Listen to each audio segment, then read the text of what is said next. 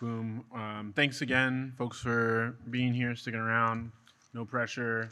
We're getting the video archive, so if you need to sneak out, don't feel like you're abandoning us.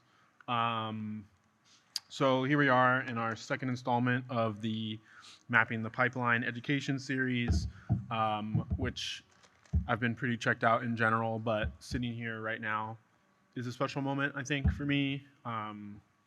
I've done some tours of students in through the exhibition, but special guest here is Demaje Mitchell Johnson. We've been working together since you were in elementary school, Yeah. so it feels really great to bring you in and have you be a part of this. Do you want to introduce yourself for the folks?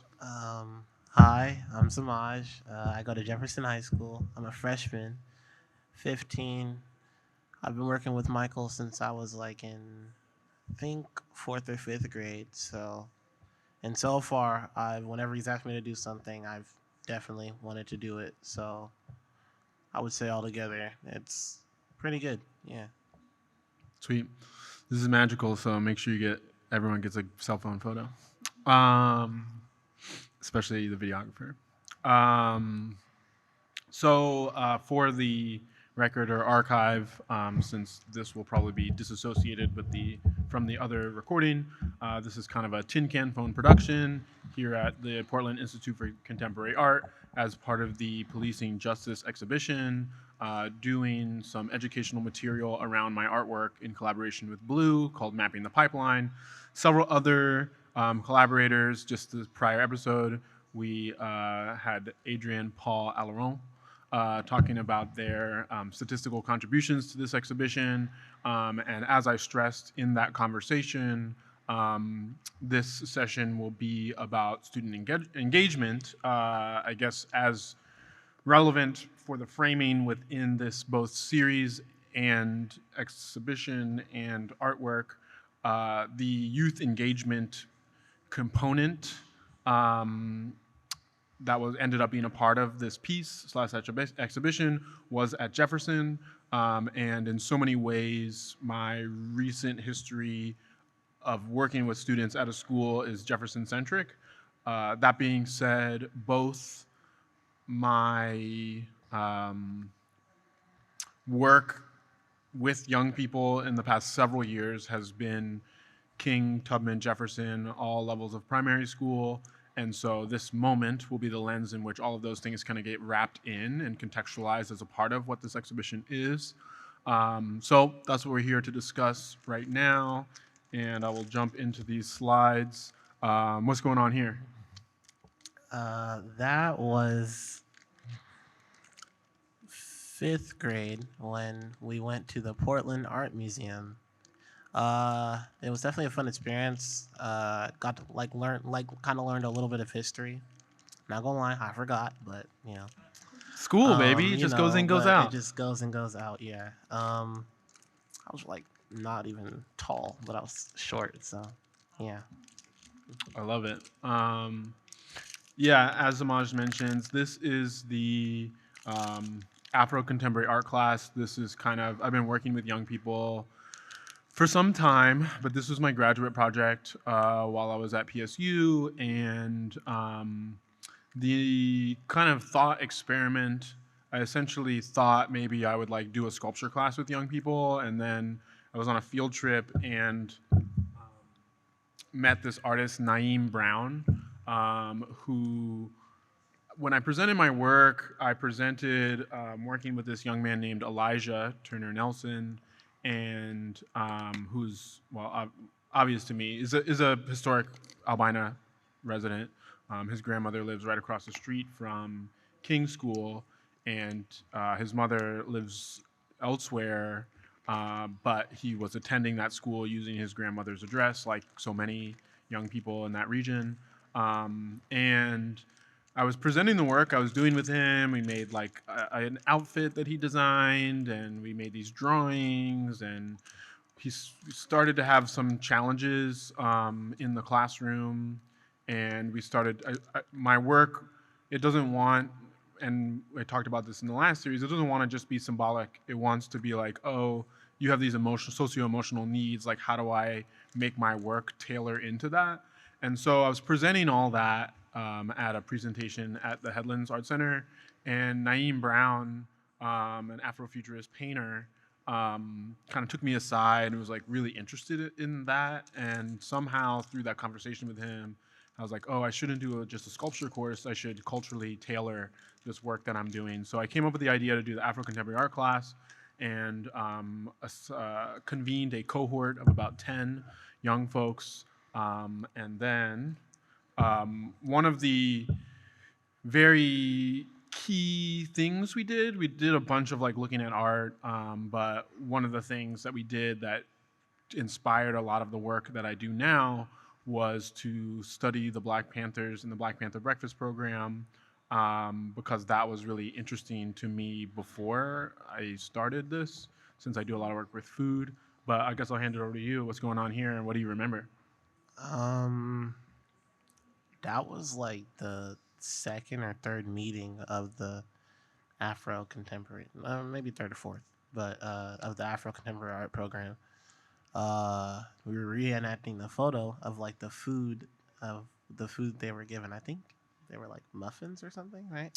They were biscuits, yeah. Something like that. Muffin-esque. Yeah, that. I definitely remember they were tasty, and Check.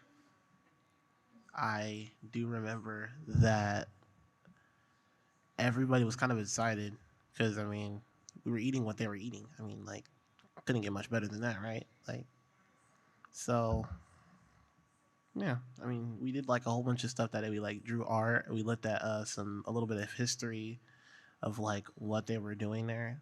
So Yeah, it's interesting. I learned through this, and it has kind of again set a precedent in my practice.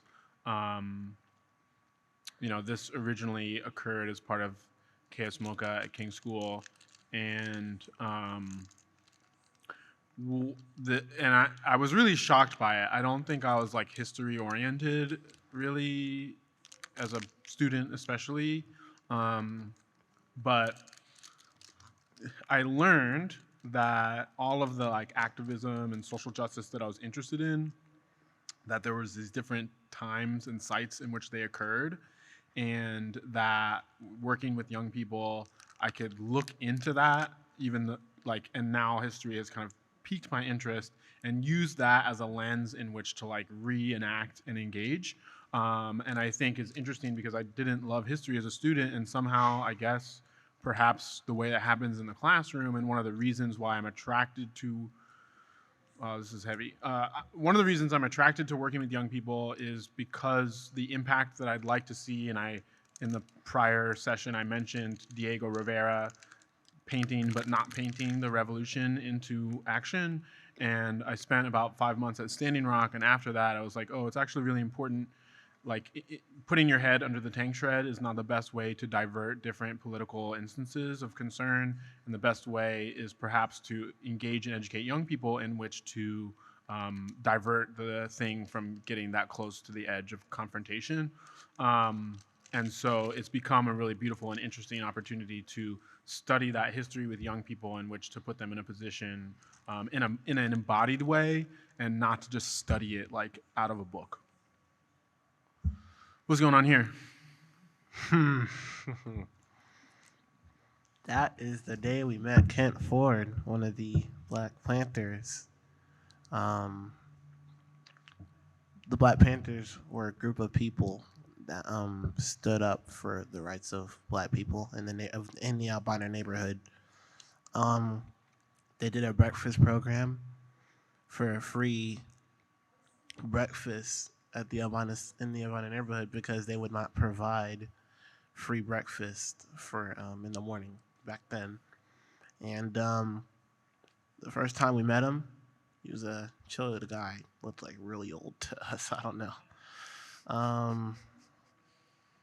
It was definitely a nice experience, like talking to him and like hearing the stories of what he did and what it was like back then versus what it is that right now. Um, we also had crumble cookie that day. It was really good, actually. Gluten free. you Kent know, doesn't do no gluten. I think it's crazy at the fact that I can remember the food, but I can't remember the other stuff.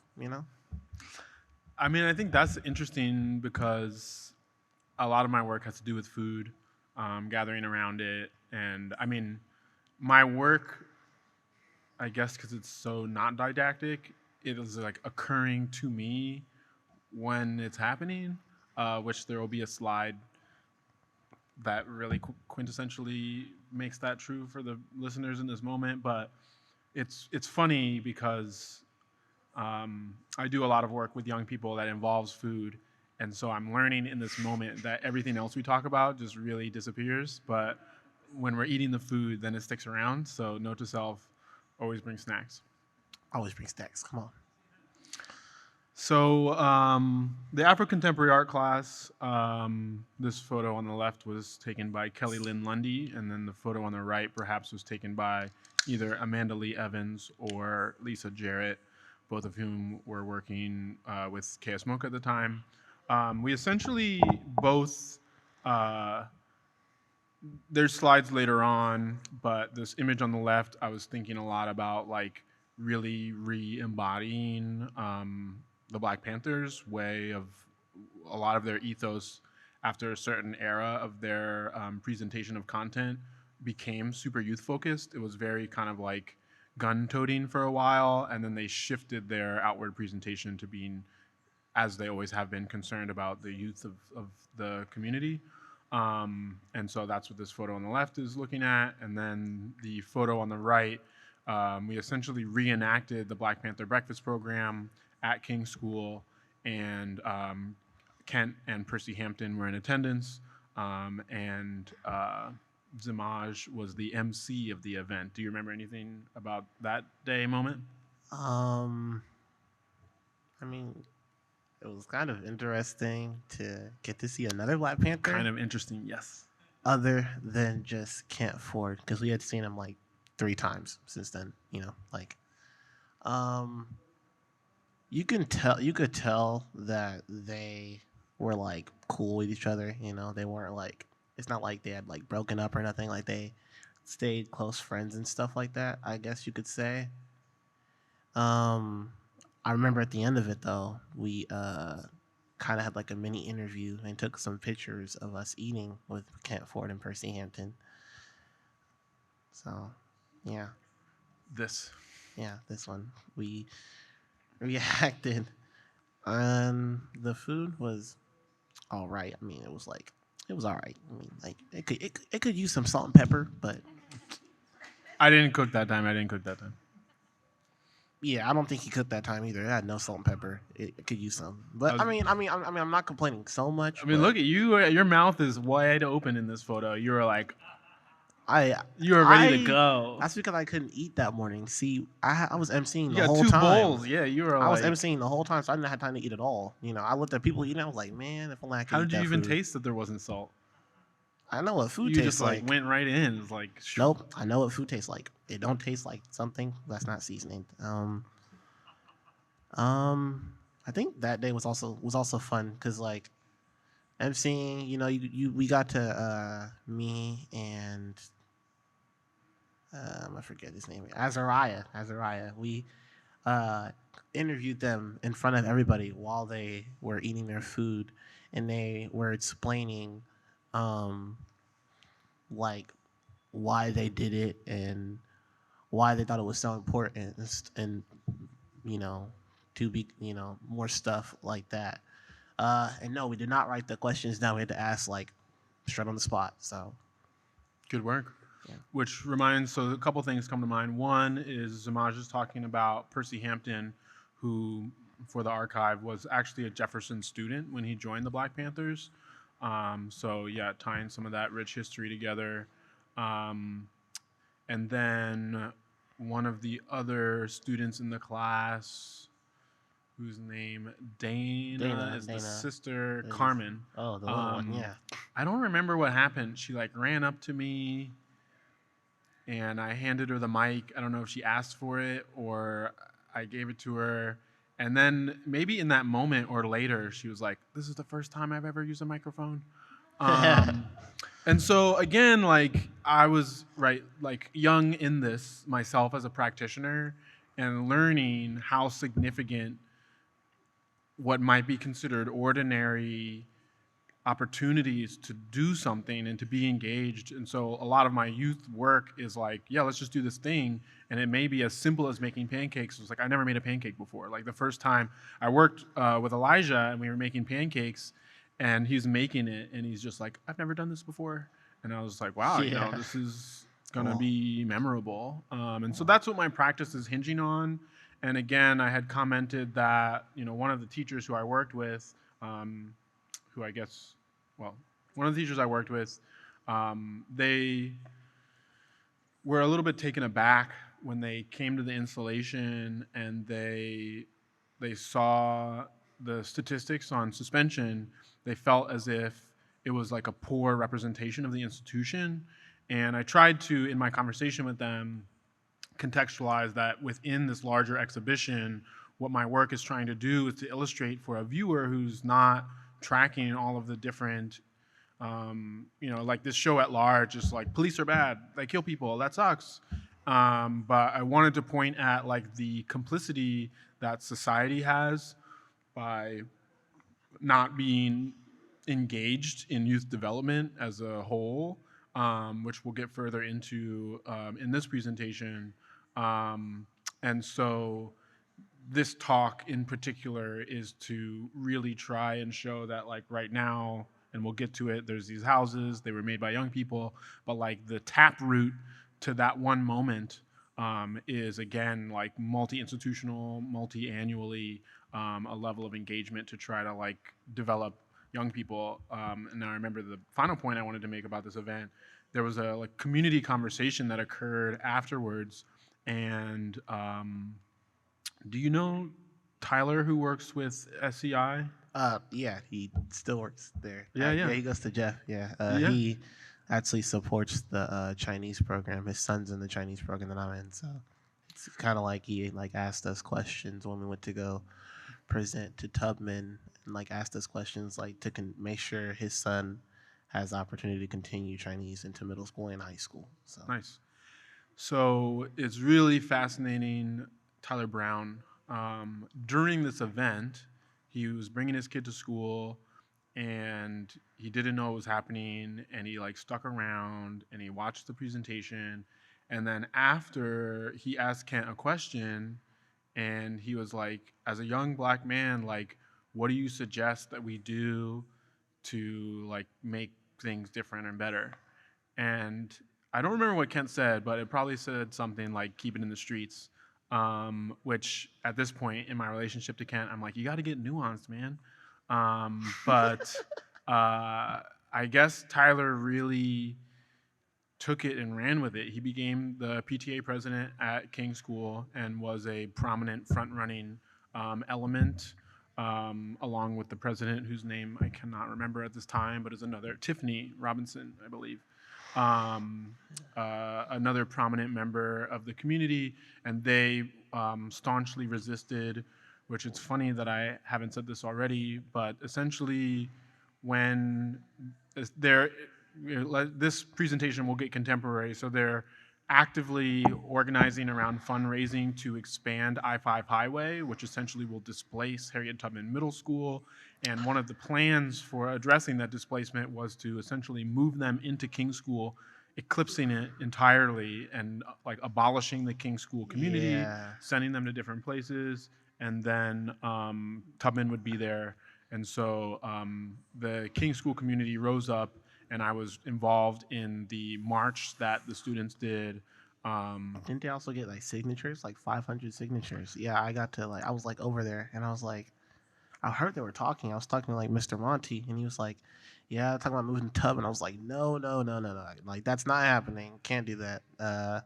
First of all, Martin Luther King Jr. has been there for years. Can't affect that. It's a good school sometimes. And I will say that moving Tubman there is not helping anyone because then where will the elementary school kids go? But I know they rose up. They marched. I wish I would have been there, but I didn't. I was working. And I saw the march, and I was like, good job, MLK. They rose up and they did what they wanted. They did what they were supposed to do to keep the students at King and not move Tubman there. So Demaje is correct, and it's funny if you ask Kent, he'll be like, "Michael did it," and I was like, "No, no, no. There's a bunch of people involved." But I guess I could even now I'm thinking about it. I'll be like, "No, Kent, you did it because you inspired Tyler Brown to become the vice president of the King School, and I've shown photos of him and stuff, and people are like, oh, that's the SEI coordinator. yeah, So right, so he's continues to be involved in community, and he was involved before, but not as much. I would I say. ran into him. Yeah, it's funny that even you say that, not so much. Like I ran Like into back him, then. and he attributes that moment and Kent's comment to being the spark of influence to his engagement. And so I can't claim that, but it is like one of the dominoes, right, that falls from kind of doing this organizing. So impactful event. Yeah. Yeah. What's up? Hit it.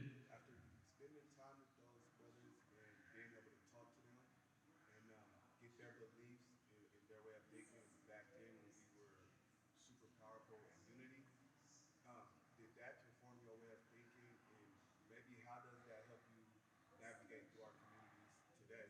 Um, I would say so. Yes and no, because I was not there back then, but I would say that like now as like an older guy in Portland where you're racially profiled, when you know that when a cop sees you on the street and you're black, they're just gonna start looking at you. They're gonna assume you're trouble, regardless. Even if you're a good guy, even if you're a good guy, you're not in any gang or nothing. You're just gonna assume you're there. I will say like Jeff is one of those schools where if a cop did see you near Jeff at night, they would just assume that like you're in a gang or somewhere because Jeff is in kind of where like a kind of gang neighborhood. It's a bad neighborhood. Well, I will say like hearing what they experienced and hearing how they dealt with it, I would say it kind of helps me think about the difference between what I go through right now and versus what they went through back then, and how like um how being a a black man in America is a good thing, and you just have to know your limits. You have to know what you can and cannot do as a black man in America, in Portland in general. That's why I will say I do not want to stay in Portland. I'm not staying in Portland, I will say that. But I will say for those who are in Portland and who want to stay in Portland, I would say try to move away from Portland. It's not the best place to be at right now, especially since violence and shootings have been going up recently a lot more versus what they were 6 years ago or so. Yeah, this is all interesting, and for the purposes of the recording, the kind of question was, is being involved with these folks, me and Kent, et cetera, influence the way you think about yourself in the community, et cetera? It's a great thing. Huh? It's a great thing. Yeah, I'm actually happy I was involved with this because then I wouldn't see their point of view on how they look at things versus how I look at things. Yeah, I mean, it's interesting as I make or present the work, it continues to like, I don't know, self-validation's maybe the right word, but a lot of like, I guess this is a helpful way for the audience, is like people will see this installation, they're like, man, this is great, like how do you feel about it? And I'm like, yeah, I mean, it's cool. But like the magical moments are like this one where we're like rewinding time, and something I did 5 years ago is being presented as relevant to have happened then for what is happening now. Whereas 5 years ago, it was not entirely clear to me what influence could happen. I just had hope and optimism. And again, this image, the one on the right, again, taken by Kelly Lynn Lundy, was me trying to arrange the students really to like embody, right, this historical context. And again, you know, I don't know if you can see Demaje with I his just like can't. very disenfranchised expression in the background. You know, I was like, "Are we ready?" And he'd be like,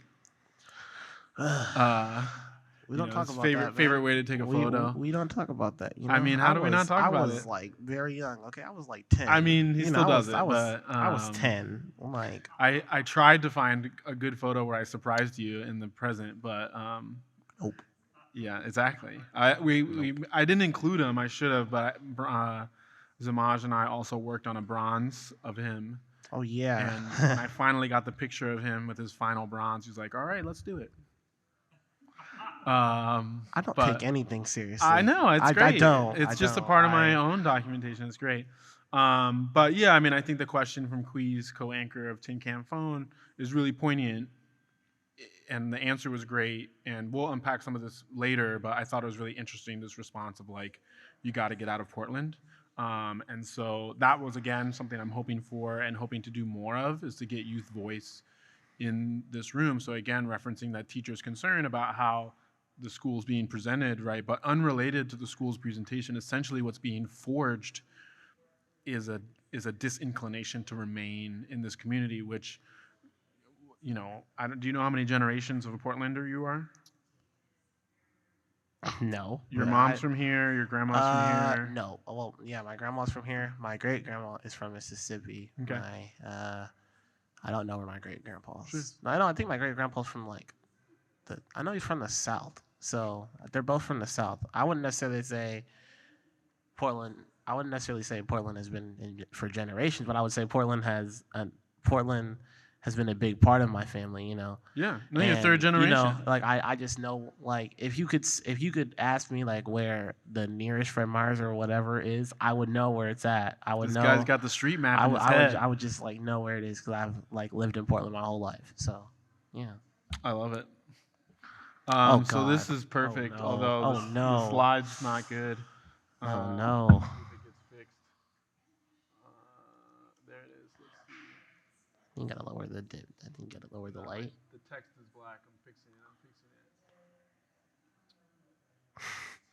Hold on. We got this. Boom. Hold on. You gotta highlight it. Yeah. I love having access to the computer. There we go. Yeah. So while I fix this slide, I usually just use a white background, but I was at PICA. I was like, it's got to be black. Should have been white. Boom. So I don't remember what I was giving a presentation here for some reason, and I prepared this slide, and I read it, and I wish I remembered it better, but the culminating memory is that when I read it and people heard it, it was right, like literally sitting where I'm sitting right now, and I was like, OMG, like people get it, and similar to some of the things Demaje is saying now, which is one of the reasons why I invited him to be on the panel, it validated me beyond my own awareness of my own impact. So I'm going to do an impassioned reading. Essentially, when we worked on this publication, which is in the next few slides, I had all the students of the class essentially share what the captions should be. So they essentially wrote the book, and actually a copy of it is in the library underneath the Tubman Island. Yeah, I still have mine actually. It's actually in my closet in like memory section. I still have it. Demaje sold his uniform though. Did I? Oh yeah. You said some guy was like, "I'll give you $20 for it." Hey, listen, man. The Afro contemporary thing was too small for me. It was better than just throwing it away. I don't have it. It was small. I'm like, you really expect me to wear that small shirt right now? Like, what was I supposed to do? Pin it on my wall? Sold like, at least it was worth the money. Selling those memories. That's lunch money right there. This guy's selling for lunch money. That's some nacho money right there. Goodness gracious. Some nacho money, some burrito money. Something. Anyway, so I was trying to. I'm gonna read it like it came to me, but I was like typing it furiously to try to get the record. So this is what Demaje had to say about this drawing. I gotta collect myself. I gotta Okay. Emory Douglas is a great artist, and when I look at his drawings, it reminds me of the Black Panthers because we met 2 of the Black Panthers, and it was fun to get to know them when we asked them questions. It was so interesting hearing how they felt. It's like if we asked someone else who wasn't them how they felt, they wouldn't know what to say. And when I met Kent Ford and Percy Hampton, it felt weird to know that there were 2 Black Panthers still here in Oregon. I like the Black Panthers who stand for self-defense, and I know their salute. And when you talk about the Black Panthers, people say, oh, you mean from the Avengers? And I say, no, not that type of Black Panther. And I watched this show called Family Reunion, and it's so awesome. The school in the Family Reunion is called Home of the Black Panthers. And every time I watch the show, I think, oh, yeah, I know this clan, and it's named after the Black Panthers. I think it's talking about the Black Panthers from the 1960s. The Black Panthers did something to help us people learn more about the community, how to help the community, that reading is good, and all this stuff we learned in school isn't for nothing, it's for something, and maybe one day we could become the Black Panthers and we can add to the Black Panthers. And I was like, I did not achieve that goal. I did not achieve that goal. But okay. What do you mean? You're here right now. You're still doing it. Not part of the Black Panthers, I'll tell you I feel that. like I didn't tell Kent that we're here now. I also feel like I did not need to say that much. I should have just kept it a little short. And I was also 10. That's so yeah, no, man. I was 10. I was like, this was to teach you. You're doing this great. This is horrible. I'm in fact surprised at the length of your answers right now. I can't even. In a good way. I can't even write that much stuff, so I don't even know why I said all that stuff. You're crushing it. It's because I was ready and you were on a roll. I was like, let me get every bit of this. And this photo was horrible too. So this is the publication that Demaje was referencing. I'm in limp noodle mode, so I didn't. This is good. I'm glad we're doing more talking than normally. My slideshows are like 200 plus, but I think we only got like 30. So, say again. Carmen made that photo. Yeah. It was a good one. But before it was like just pencil. It wasn't even colored. But yeah. You know, the magic of digital art. And Gracie or Olivia did the drawing in the top right of Emory Douglas. This is the publication. This is my graduate publication. The students' thoughts, and if you want to check out a copy, it's again underneath the library. I was going to say something about this.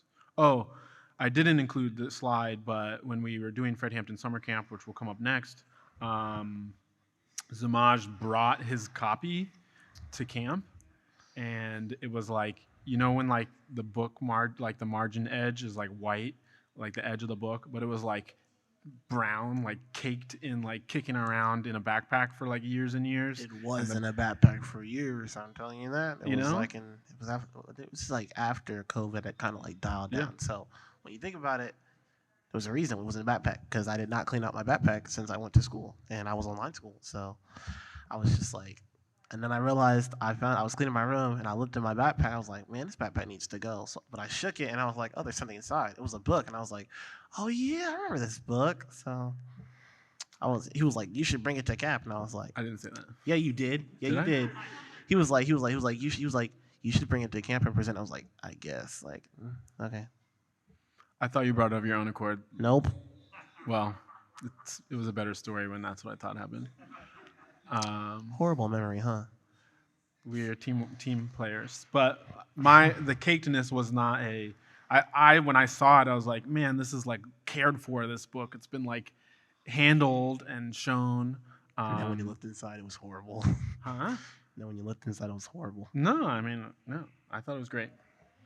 So after Afro-Contemporary Art class during COVID, PBS did one good thing. They funded this summer camp project I did called Fred Hampton Summer Camp.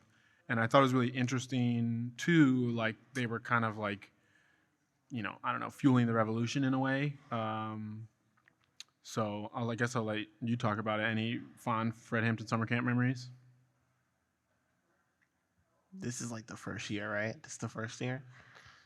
We did have a first year. Yeah, I would just talk about the first year when you get to the pictures, you know. Yeah. First year. Yeah, first year. That was like the flyer. My mom showed me. I was like, okay. I was like, I guess I'll go. She was like, you want to go to this thing? And I was like, I mean, I guess. I mean, I don't really want to be outside. I want to spread germs. I mean, it's COVID season, you know. Got to wear a mask everywhere. I really didn't want to do this, but my mom was like, just try it out and see. And I was like, you know, it's actually really not that bad. I mean, Was that King Not that School? bad. Yeah. It's gonna be my next year's slogan. The ending was the end of summer camp was like the best. The first year was the best. Like You're like, the when is this ending. over? This is great. No, I mean, no, I'm saying because like we had like mac and cheese and we had steak and stuff at the end. The food. Like it was like the best. But like the beginning was kind of like a little bit of food.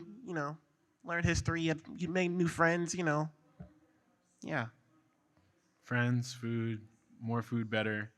Yeah, we did.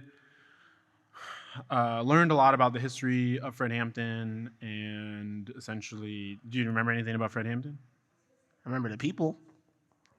No, the person, Fred Hampton. He got killed it was like the people. One of the black. He was in the Black Panthers, Black I Panther. believe, right? And it was like a narc, technically, I would say a narc that was in Learned the good. Black Panther, and he was planning an attack, and with the cops, and they had put his hotel room in the plan, and they broke into his hotel and killed him, or apartment, whatever it was, something. Yeah. You know who else got killed? I don't. Mark Clark. That's what his name was. Yeah. I have a drawing Demaje did of Mark Clark. I don't remember doing that, but yeah, I mean, Partially colored. I'm ready to see it, so I don't know. It's not in here, but it's Kent Ford, who makes an appearance every year at camp. He stresses that Mark Clark was also killed at that time. Are you having it this year? The thing? Fingers crossed. We just sent a grant out yesterday. Because I'm hoping, because since I am old enough, actually, I can actually be a counselor this year, actually. So we'll see. Yeah. We can talk about it later. But yeah, I did not know Demaje has expressed interest, which is like the beginning of that being interesting and good. It's on the record. I think, we were flush. We were getting that COVID federal money the first 2 years, and then PBS, the funding stream maybe shifted. They didn't fund us in the third year, so last year was a light year. I self-funded it. I started doing some fundraising back in 2020 for the Afro Contemporary Art class, and then ended up not needing it. And so I had this Patreon accruing money for years, and then I kind of cracked into the piggy bank last year to offer some continuity. Yeah, it was fun. It was fun doing the tiny little thing at summer camp, So I think it was fun. I think it'll be a little bit more like that this year. So it'll be smaller scale, but the folks are older. So it's kind of evolves along with the students, which again is kind of the emphasis of my practice. So again, the co-director of this camp was Kelly Lynn Lundy, and you could see them there with Carlos and Holland, which I saw some email from some organization, and Carlos. I thought Carlos was in the picture, Yeah, but he's like maybe there's a 20 now. family He's like member. 20 now. Yeah, Very he's similar. Yeah, Holland. I saw Holland like on the bus like a couple weeks ago. Oh, really? Yeah. Holland is also a multi-generational Portland person. Yeah. And is still around. So hopefully we'll see. I realized in this. Oh, this is kickball. I realized in this moment that sound might be low. Oh wait, no, this is. We'll be able to give. Is that audible? So this video was made by Olivia Delgadio of one. year 2, Fred Hampton Summer Camp.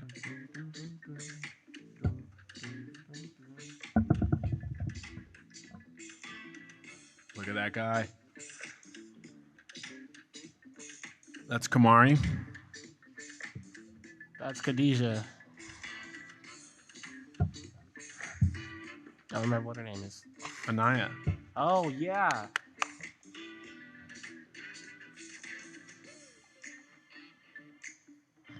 I got old Michael there.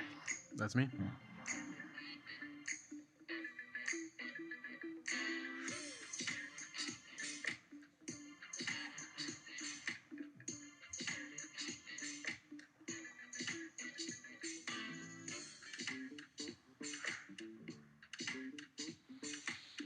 It's all about the food.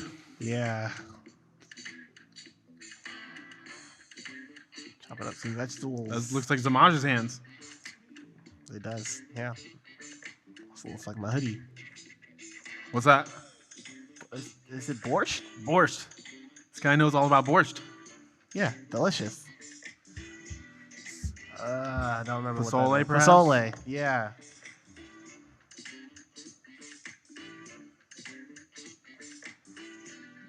Gotta eat your greens.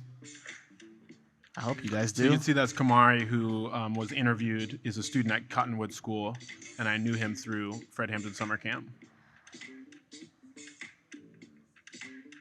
Delicious. I remember we had pancakes every morning, actually. Intisar Abioto. Say that again. I remember we had pancakes every morning, second year. Yeah. That's the thing where he's showing in the book. Oh, yeah. It's an old book. Yeah. It's Kirk Raya. More Intisar Abioto.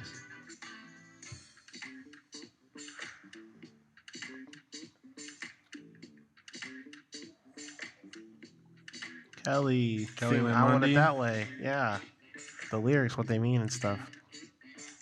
You remembered. Impactful. I was when we visited Kelly's the best. the neighborhood at the Sabin CDC. yeah. There's Kent Ford. That was the veggie taco place. Mis Delicious, Tacones. by the way. The Near food. He remembers the 7-Eleven. food. Tight. Yeah. Learn to make collard greens. Yeah, I'm learning to make collard greens.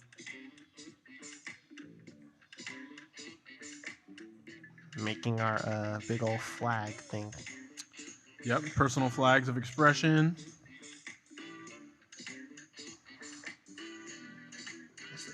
Obviously, I had the best one. Obviously. Very obvious. No one here is contesting that.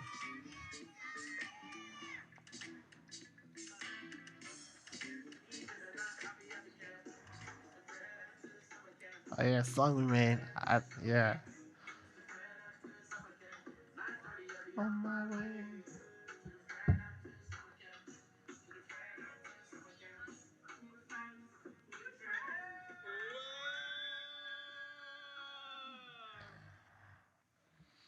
So we made a Fred Hampton Summer Camp song with the help of Liberty, who's a If you want to hear it, I can still play it. Actually, yeah, I'm pretty sure. Yeah, it's somewhere on the internet. somewhere. Um, SoundCloud.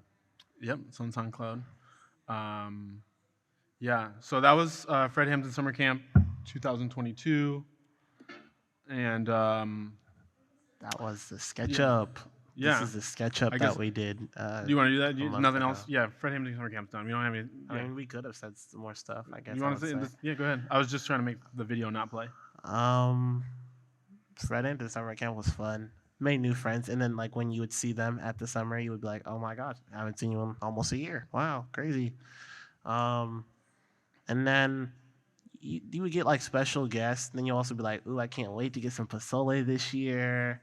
Some like, cause it's like not stuff that you would get like every single year. It would be something like, only get like once a year. And I remember was it the small one we did? We went to the boat. We went on a boat. Was it the? We went sailing with Ukrainian artist Ilya Yakovenko. Yeah, it was fun. Sailing was fun. I remember. He let us like put the sail up actually. Yeah, and then we made borscht there, and I didn't even get to help cook that time, but it was still Ready-made. It was were on a nice. budget It was a that nice. year. It was a nice experience though. Yeah, that was like the mini one, right? And then I remember we also made. What did it taste like? The borscht? No, whatever you're thinking. I was trying to help jog your memory. I don't know anymore. I just know that when we went to Jeff, we like played games like at the end, like while the food was getting ready. We played like kickball, imaginary tag, like you would something. And then I remember just learning new like different things every single day. And it wasn't like you were there for like a long time either. It was really like 4 hours or so. So I remember it Like not taking 9 to 3 or something like that. 6 hours so around the school day. But it was school but better, just like more That's fun. my middle name. School but better. Yeah. No, that Right. was. Go ahead. Yeah, that's basically what it was, right?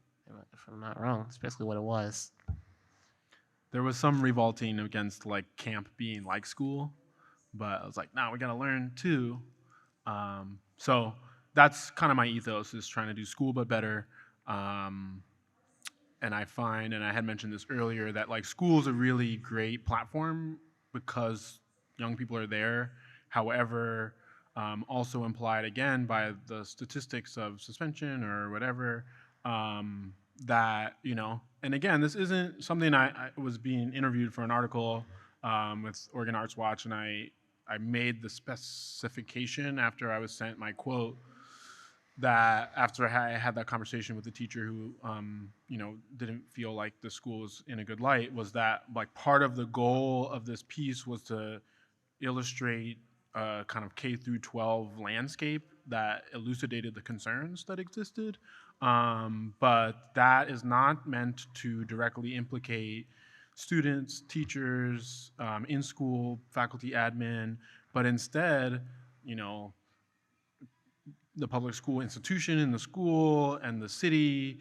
And a whole nother tangent would be that we're spending hundreds of thousands of dollars repairing monuments that were torn down, as opposed to investing in schools, which we'll get into money in schools soon. But for again, this self-fulfilling prophecy that hoped but could not have preordained, that school but better. I couldn't have said it better I myself. think it's crazy at the fact that now that I'm in high school and I have history three days a week for an hour and a half, for 90 minutes. I think it's crazy at the fact that learning history during the summer versus in the classroom like right now is way more fun, because also you have less people, but it's also like kind of like you're not, it's not like you had to do homework, not like you had to do like an assignment or nothing. Most of the time you're just drawing pictures, or you kind of just have to remember, and like he'll ask you questions like, what did you learn? What is something new you learned that you didn't know yesterday, or something like that? It's more fun learning history there versus what it is learning history just in a regular classroom. It's my PR guy. Why don't you tell us about this? We did this about a month ago. About a month ago. I know. Did a Well, month ago. actually, no, not I even a thought month you were ago. gonna. You said Couple I weeks thought you ago. were- Couple weeks ago. It was Yeah. called the SketchUp, and we had to pick a house near in the Jefferson neighborhood, and we had to design it. I mean, I think it was fun. I'm not gonna lie. He just like Michael had just like emailed me like 2 weeks before or so. I'm not gonna lie, I did not see it till the week before because I do not check my emails every day. I don't check my emails. I really should though. So hard to get in touch with I young know. people. I don't hard. check my emails, and I really should considering I'm a student. Yes.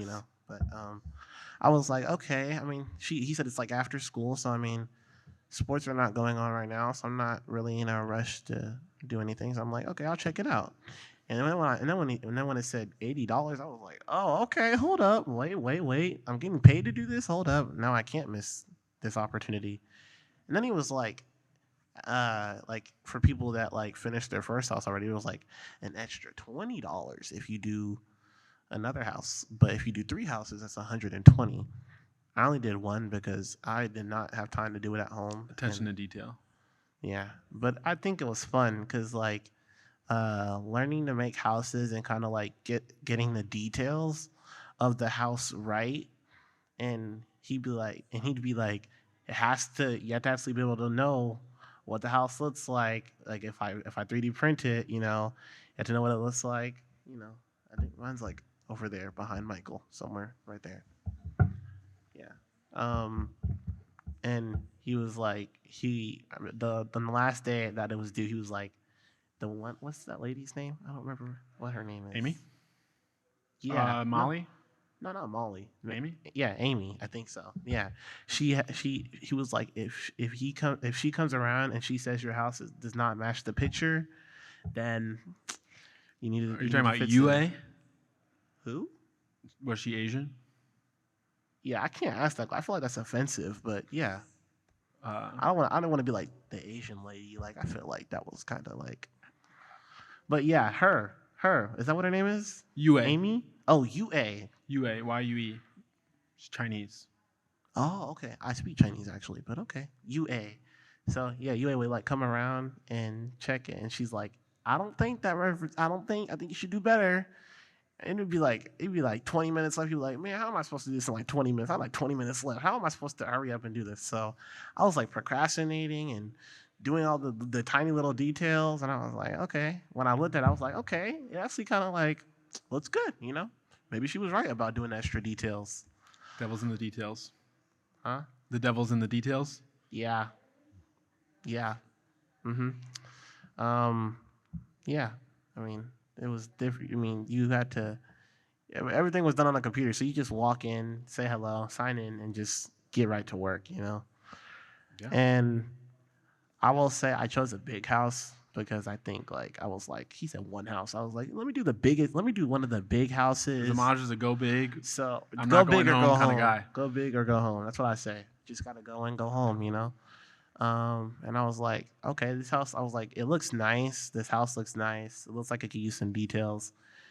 And I was like, okay, you know, it's not bad. I think I like it. You know. So Great. Yeah. Thank you for all of that. I could have worked with several students in this moment because there were several students in the workshop, but I've also worked with several students over the years, whether it's Kismet or Magnetic or what have you. I've been, as you've seen through this presentation, working with Demaje from 5th grade to now his freshman year in high school. Evolution. Yeah, I couldn't have foreseen it so directly, but I wanted it.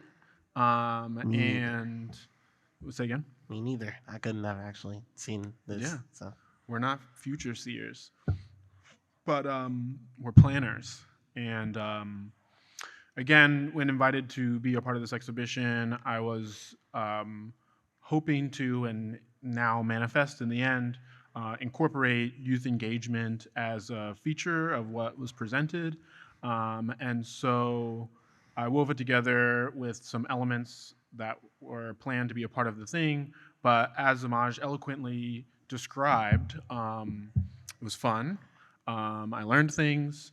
And that's, again, part of my larger ethos is to try to be working with young people in a way that they're developing skills. I mentioned they could put the workshop on their resume, they could put the exhibition on their resume, and they were paid for their time. And so this, again, referencing the comment that the teacher made, who supported this project,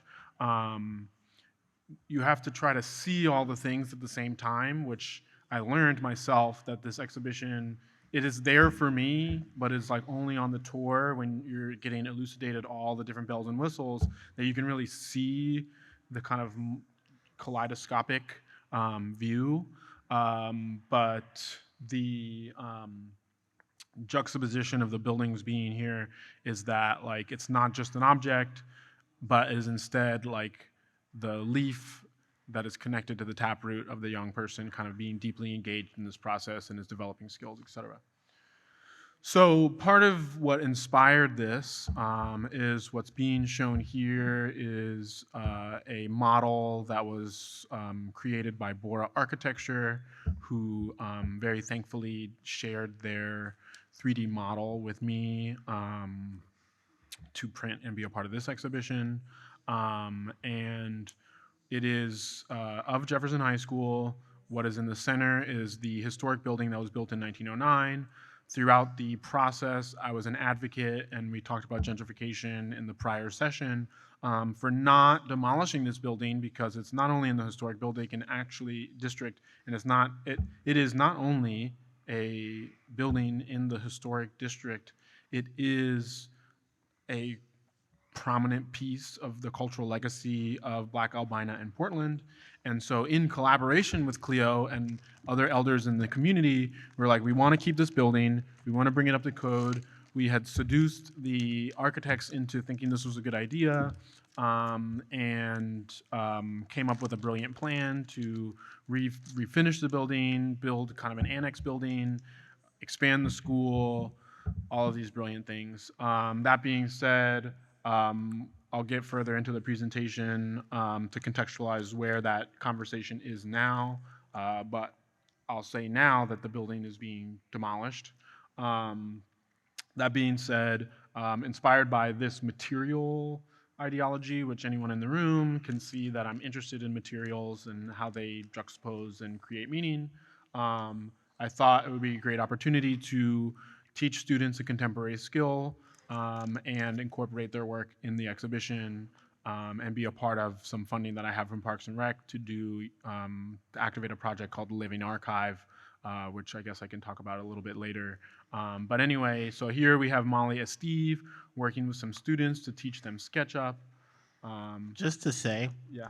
some of the people that were in the pictures, they weren't even supposed to be there in the first place. If I'm being for real, because Being for real. they just came in the classroom and it was like, oh yeah, okay.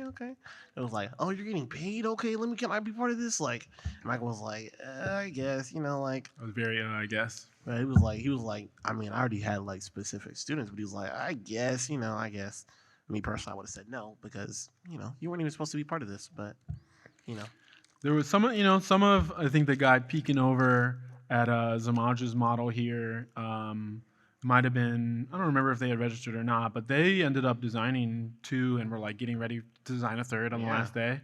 Some of the students, wound up being quite dedicated to the process, which is always interesting to me. I did an archiving workshop last year, and I had them scanning yearbooks, and it was like genius on paper, and I was like, man, these kids don't care. And then but I was paying them, and then they came, and there was a moment we were in the library, and it was just like dead quiet, and everyone was just like reading books and scanning stuff, and I was like, whoa, we did it. I didn't even believe it was possible myself. And there was a student, it was so funny, they came like on the 3rd to last day, and they were like, oh, so I just got to finish this to get paid? And I was like, good luck. And they never showed up on the 4th day. But I think, again, for me, the granular nature of this, and will show up in the future slide, but I just love this surprise shot of Demaje. This is like a horrible photo. That's what I mean. This is me trying hard to get a good photo of you, the pure surprise photo. Because if you know it's coming, you're gonna like. I hate being. I'm not a bit. I'm not actually these days. I do not like being in photos. I do not. But you gotta surprise them. Because we wouldn't even have had this presentation if I didn't document you for like 5 years. Yeah, I know, and I really wish you didn't. But everyone loved it. Everyone loved it. I hate being in pictures. I'm like. You're gonna love it when you're in 20 years when you're the mayor of Portland. We're gonna have all these super funny photos of you. Mayor of Portland is crazy, but actually, yeah, maybe politics. By the way, vote for Demaje. The mayor. There we go. Maybe, but I mean, I think I have more of a career in teaching. But mayor's possible. Inspiration. You flatter me to that you want to be a teacher. Not that I'm your only teacher, but maybe your favorite. Principal, actually. Principal. I want to be a principal. I love it. So, it's interesting. Some of the students didn't do it, or they did, or, I loved when Demaje contextualized that UA was like, oh, it's not good enough. And UA is a researcher at PSU, and they just came on this last day to like check out the work that I'm doing, and they were just like standing around. I was like, go around and like check their thing, and she was like, what am I doing? And I was like, just tell them to make it look like the picture.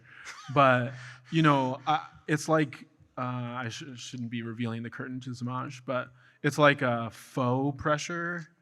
It's just to like drive the challenge further and further, and it was effective. I just don't think he wanted half-finished work when they say my thing well, is I mean, done, Molly and Steve went behind and made these all watertight so they could be printed. So we did want to like limit the labor of the adult person, but no, also, that photo I actually don't mind. That photo's not bad. That's me focused. Surprise. I'm focused. Yeah. So yeah, I also wanted them to learn the program. I wanted them to be able to have a tractionable skill. So then I made them all sign contracts. And it was so good. Like it says like payee, and like they were signing on the line I'm supposed to sign, and they were like a real filling it contract. out in pencil, and but it was brilliant because that's like again a skill. So that I kind of incorporate in all my work, and I forgot to print out a contract for you today, so I'm gonna give you $20 on my pocket, but we'll settle up later. Okay. Yeah, I got you. I Um, got you, man. I got you. Yeah. but yeah, I wish we had Buddy here to document. We can do a pretend exchange. Yeah. Okay. So anyway, uh, again, something that's really beautiful for me. This was a tour of students from a specialized school. I don't remember the name of it, but they are like it's a school where they go when they're like not making it in the other schools that they're part of. And again, it's only visible in this moment. I guess so much of my work, because it exists in the human realm, is only visible through the lens of it being represented. But they are here learning through the invisible labor, because it's only invisible because it's hard to know that the young people in this workshop, right, did all this work, and then the products of their work are being used to educate other students, which I guess as I say this, it's happening in a nascent way in the present. But 5 years ago, when I was reading Demaje's Impassioned to Quote, that I was like, I guess this happened because he said it. Maybe perhaps me being in this moment here again, presenting the same kind of ideology, it will again happen in the future. I can tell the future, guys. I can tell the future. Yeah. Psychic, guys. I'm going to update about the Jefferson High School modernization real quick. Do you have any final thoughts about being a student educated? Anything? I mean, I would say my original plan was actually not to go to Jeff, if I'm being for real. Be for real. I actually really wanted to go to Grant with all my other friends, because like all my friends were going to Grant. It's a new school. It's a great school. So nice on the outside. Better looking than Jeff. I'm sorry, but it's just a fact. But then I was like, the Chinese program's at Jeff, so I'll just continue. And when I think about it, Jeff is actually a really good school on the inside versus what it's like on the outside. It's a small school. It's really easy to fit in. It's easier to find your people, like versus if you had went to like a big school with like a whole bunch of people, because Jeff only has like 700 something kids or so, or around 800, versus 4 or 5. Really? 100. Yep. Really? Oh yeah. And versus what Grant and Benson and Roosevelt have, which is like Grant has like over 2,500 students, which I think is crazy. So I realized that like Jeff is like a really good school, and I do want to graduate as a demo. So demos, I say, It was your mother, Adema? no, she went to Franklin, actually. Traitor.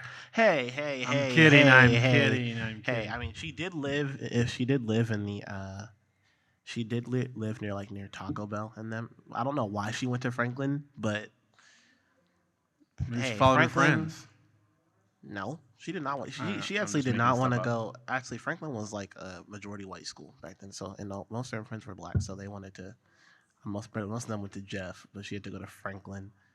So and my older sister goes to McDaniel. By the way, don't go to McDaniel. What an L. Don't do it.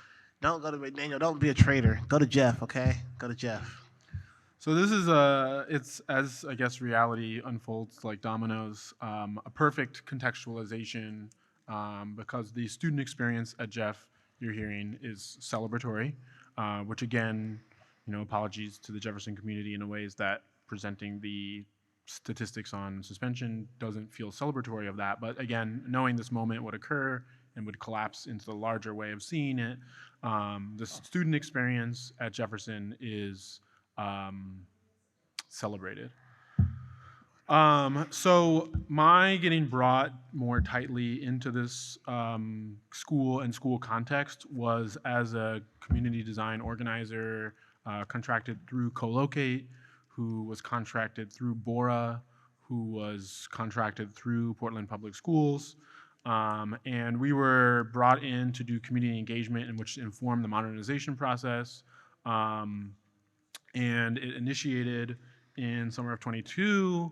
And as you can see in the slide, There was different stakeholderships in this process that played out in fascinating and terrifying ways. As seen also, it was initiated in 22, and the initial plan was to have it open in 26. However, we have slided all over. Mm-hmm. My first comment, is this the first timeline that existed or a current timeline? Really? New timeline. Wow. The first timeline that I was shown in the first meeting, my first comment was, this is too quick to happen in a way where you're going to get meaningful community engagement to actually inform the process in a positive way. Hence the comments around Cleo and I and other elders in the community, Liz, Mr. Bobby Folder, Liz Folder, Liz and Bobby Folder, their family had homes that were eminently displaced as a part of the Emmanuel building. Liz and both are continuously active in the community. I believe the Black Artists of Oregon exhibit is up perhaps for just the smallest moments of time left, but Bobby Folder is exhibited in that space. Oh, so he was one of the homeowners that got destroyed. I actually recently learned about that in like February. Like a lot of homes got destroyed and like they were forced to move out, and they kind of just like kicked them to the curb with the Emmanuel Hospital just put right there. And I was like, wow, they kind of destroyed like a whole black neighborhood. And I think it's crazy at the fact that they tried to convince you to move out, and then when you didn't want to, they just kicked you out, and they were just like, nope, we're putting this hospital there. Yeah, remember when we were looking at the map and I asked you what that big conglomeration of buildings I was? did not know that was Emmanuel. If I'm being for real. It's a teaching tool. It doesn't it's a teaching look tool. like Emmanuel. I'm just saying. I did some research. It's exact the paper mache version of it. Okay. Let's get some satellite images. I'll show you. That being said, is another kind of instance of it not being totally clear to all viewers that that's the site, but that's the reason that campus got included, is because it's essentially encroached on the neighborhood by displacing folks, for folks who are around and caught Adrienne, Paul, Alaron. Their displacement statistics, right? There's the dominoes, right, that influence the ability for folks to be in the community and be successful. And so, anyway, Liz Folder was a part of this modernization conversation and was left the room once and said, like, look, I'm not being paid to be here and you're not listening, and never came back. And so my first comment, again, was like, this timeline's too tight. And of course, we slided all over the place.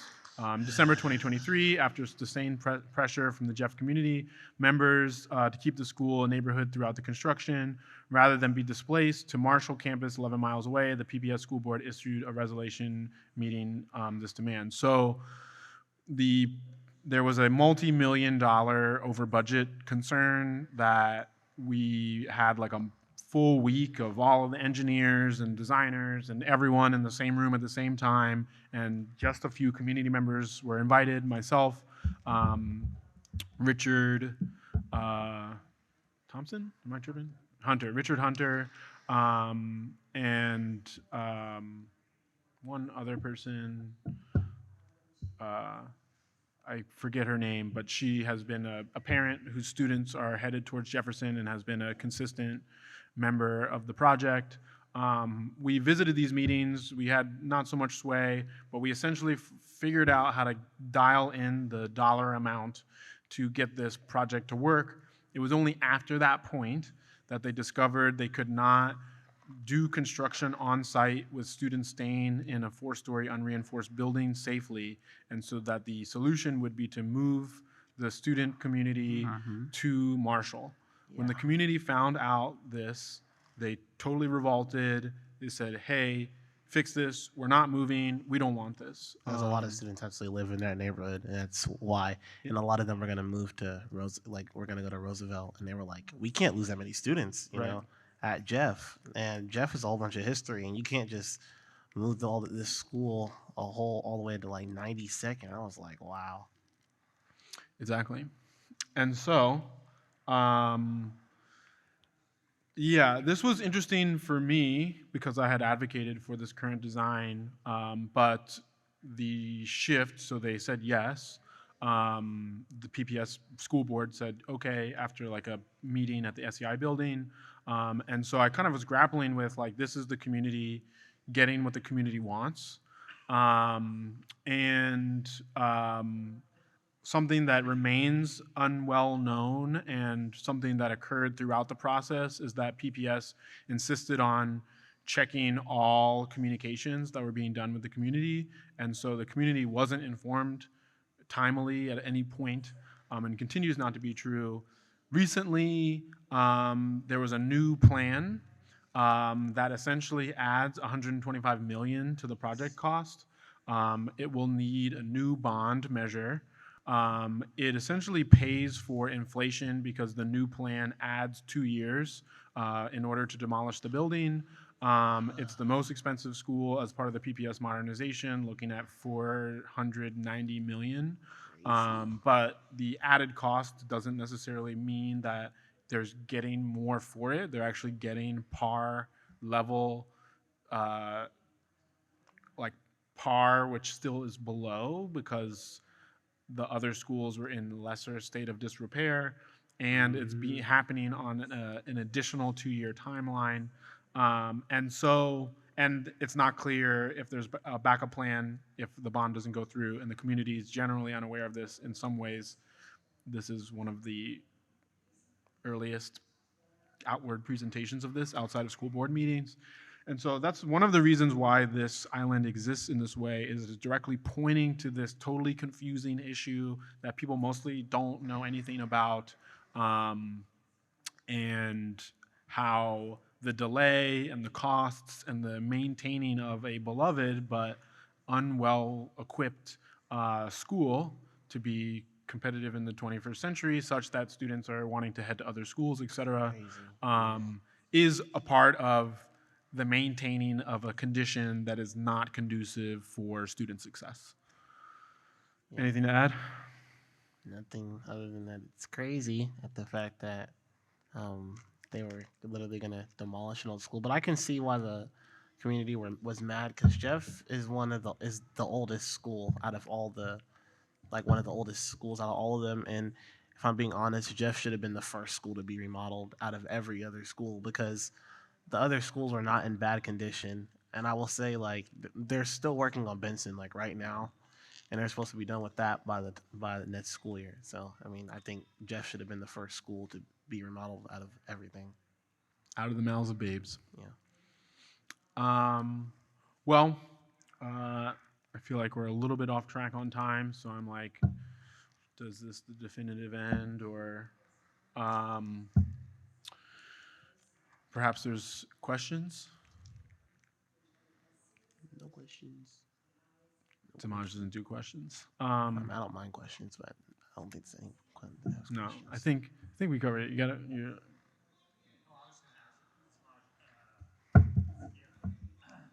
all these different kinds of like art-based projects over time, with Michael and always being game for it is really like a beautiful like attitude to have. And I was wondering if you have like an art practice or any kind of creative thing that you like to do now outside of what you have done with Michael. I mean, Music or visual or like. I would say spray painting, because spray painting, like I've messed with a couple apps that do that, and ever since we did that spray painting on the board, which I still have mine actually, it's At Fred actually, Hampton Summer Camp. yeah, it's on my door, so it's my room. It's on my door. I actually pinned it. I hammered it onto my door, and I think it was really fun, like using spray paint, because I never used it before. And also, I like to like draw just a little bit every once in a while. Like if I'm bored or something, or I'm stressed out, I'll just draw a random picture. It doesn't matter what it is. It could look goofy, it could look weird, but yeah. I love it. Oh yeah, You could use your stipend from this to get some new art supplies. I could. Yeah, but yeah. Well, I plan on getting the job, so hopefully that money won't be a problem. So I love it. Well, I'm doing another workshop soon, so I'll tell you about it. money. But thank you, Demaje, for your time.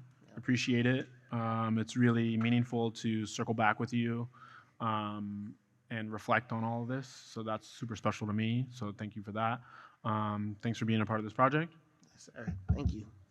And thank you all for being present and listening. Thank you.